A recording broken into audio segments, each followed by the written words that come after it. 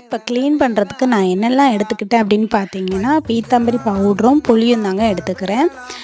இதுக்கு பதிலாக நீங்கள் பார்த்தீங்கன்னா சபீனா பவுடரும் லெமனும் கூட நீங்கள் எடுத்துக்கலாம். ரெண்டுமே சேம் எஃபெக்டிவாக தாங்க இருக்கும்.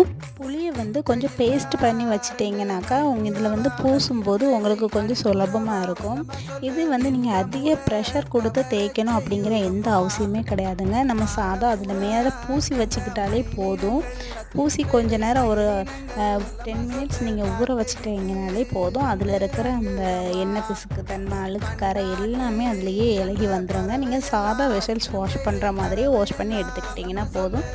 இந்த காமாட்சி விளக்கில் இருக்கிற அந்த டிசைன்ஸ்குள்ளாடியெல்லாம் நீங்கள் வந்து புளியோடு அந்த நாரை வச்சு கொஞ்சம் தேய்ச்சிட்டிங்கன்னா அதில் இடுக்குகளில் இருக்கிற அந்த பவுடரோட அந்த திட்டுக்கள் எல்லாமே வந்து க்ளீனாக வந்துடும். இப்போ பார்த்தீங்கன்னா நான் இதை எல்லாமே பூசி எடுத்து ஊற வச்சுட்டேங்க. அது நல்லாவே ஊறி எடுத்து இருக்குது. இப்போ நம்ம வாஷ் பண்ணி